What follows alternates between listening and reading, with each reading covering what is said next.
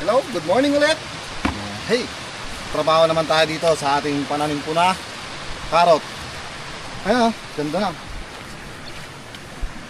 Okay lang Kaya, Sikon. ang problema, ngayon, aga-aga problema. Kaya medyo mapapaga tayo maglagay ng chikindang. Kasi ito nga, yung ulan ng ulan, nagsilabas po yung mga ugat. Kailangan natin matakpan yan. Tsaka, kaya kung todo, lagay na rin po ng pataba. Lagyan na rin ba natin ng complete? Kahit konti lang. Oo, pwede. Para sabay na malinyahan na. Ganun.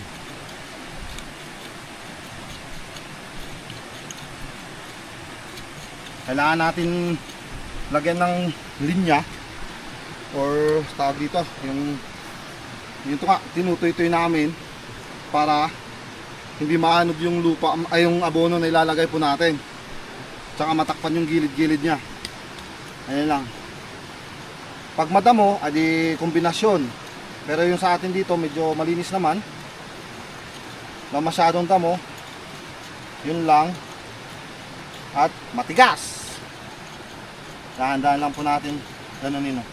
Dito wala masyadong tumubo, pero nung una may mga tumubo dito, pero baka pinutol po ng insekto.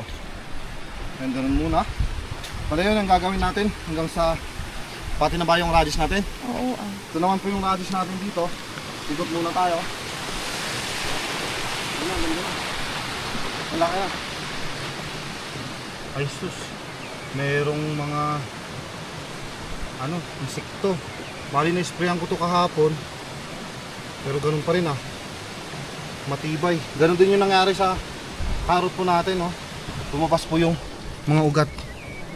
Pag sumabay yung ulan tsaka hangin yan, mamamatay na po yan. Ayun, tingnan nyo, nangin agad. Bis ginanong ko lang bumalik. Kaya kailangan din natin linyahan po yan ng ganyan din. Ayun, ganun. May iba, walang tumubo. Baka siguro, yun nga, baka pinutol din ng insekto yan. Or sinira ng ulan. Ayan. Ito po muna yung asikasuhin natin mga kagarden, para naman po hindi po sayang yung pagod natin.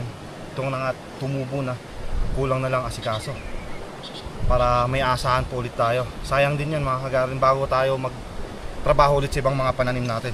Ito muna yung tumubo na. Ayan, bali ganyan lang naman. Ayun, lipat na tayo dun sa karot para minsan naman pag ganun tayo, hindi tayo lipat ng lipat.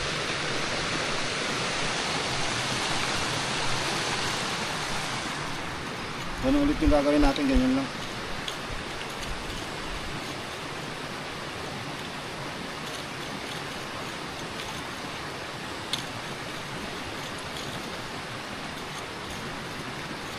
Maling gamit po pala natin, yan. Yan yung gamit natin.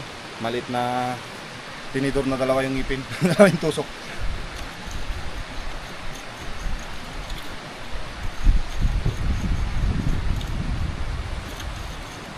Paano siguro na?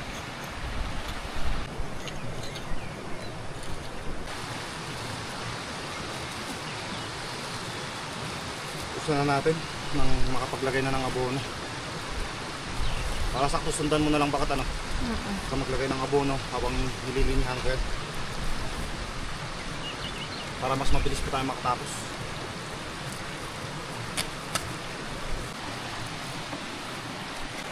Bali itong ating chicken dang po pala is na-stock na po ng 2 buwan ata, mahigit Noon pa to nabili.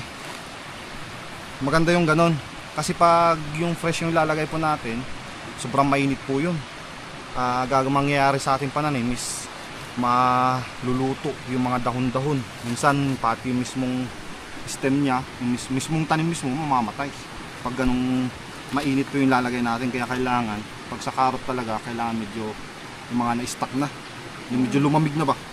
Bali, inuulit lang po kasi nung kailan nasabi na rin namin ganun, para lang din po sa mga bago naming subscriber, mga ano po natin, at least na rinig nila.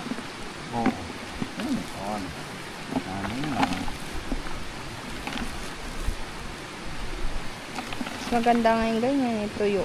Tuyo, oo. Tsaka malamig na. Yan, konti-unti lang siguro natin, kuha natin. Para hindi masyado mabigat. Ayan, i-demo ko mga ka-garden paglalagay. Saka na si Mrs. yung magtutuloy mamaya. Ali dito, pagitan. Ganyan. Ganyan paglagay. Tapos iwanan natin to para dun sa ating complete fertilizer. Mga synthetic. Mga complete. Alternate lang. Parang sa paglalagay din ng pataba sa parsley. Parang ganun. hindi po halata no, parang lupa din. Ganyan. Dito sa medyo ganun lang, konti lang. So, wala masyadong tumubo. Pero sa dulo na yan, wala masyadong tumubo. Dami doon na ulit. Ganyan lang. So, pag may nakita tayong natakpan ng lupa, angat lang. Ayan, so si Mrs. na po yung magtutuloy at maglilinya na po ako ulit Para mabilis. para mabilis tayo makatapos. Kakakita ko lang mga kagarin habang naglilinya po ako. Tingnan nyo, tumubo nga, kaso nga lang yun yung sinasabi ko kanina, kaya kailangan natin takpan din to ng lupa kasi yung karot na pananim po natin yan na, nalanta na, lantang lanta, patay na ka mo yun tapos meron pa dito yan. May isa yan. Lumabas na po kasi yung ugat. Ito pa mas malala, hindi kasi masyadong kita sa ating camera, pero yun, lumabas na yung ugat niya. Kailangan natin takpan ulit yan. Yan na, natapos na po sa ating carrot yung paglalagay ng chikindang. Ay, nag-umpisa na po kami dito sa ating labanos. Bali pala sa ating bagong subscribers, yung pananim po nating carrot na ito ay yung rainbow carrots pang restaurant, kaya paunti-unti lang po yung tanim natin kasi hindi tayo pwede magbenta ng bultuhan. Tsaka yung ating labanos din ay yung black skin din na radish. Iba rin yung klase, hindi yung ordinary na yung puti. So yun, konti na lang Bali pala sa ating carrot ay 9 na plat. Dito sa labanos natin 10. Yun, hanggang dito. Sunod na araw tuloy po natin yan. Tamnan natin ulit ng carrot tsaka labanos. Yun yung mangyari dyan, alternate. Ayan, kukuha ulit si Mrs. ng chikindang doon, maglalagay. Ayan, tutuloy ko na po yung paglilinya ko dito. Next step, katapos ng chikindang, ito naman, complete naman tayo. Maraming sana nilagay.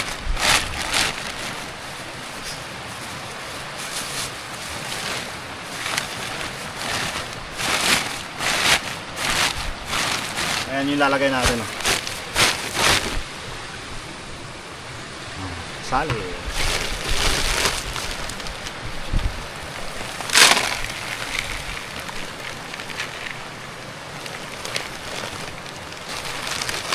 Same process din lang sa paglagay natin ng chikindang. Sure lang natin nasa gitna. Kasi pag ito ay tumama sa panin po nating carrot, sigurado patay. Kaya kailangan hindi tumama sa pananim natin. Sa linya lang na ginawa natin, doon lang. Ganyan lang.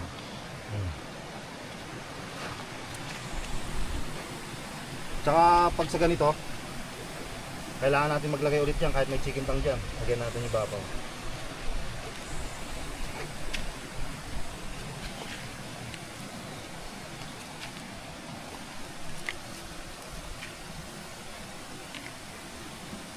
Ayan. Ayos ba mga kagarde? Ganun lang. Hanggang dyan lahat lalagyan natin yan. Matapos maglagay ng chikindang tsaka complete, ito na po yung last step, yung pagtatakip. Yan, takpan po natin at nang hindi po maanod pag umulan. Yan po yung isang purpose nyan, para steady siya sa gitna na nilagay natin. Kasi pag naanod yan, wala, sayang, mapupunta lang po sa kanal. Bali ganito na po yung itsura. Yan o, natakpan. Bali nilagay namin manipis lang na lupa. Yung sakto lang na matakpan talaga yung nilagay po natin para hindi sayang.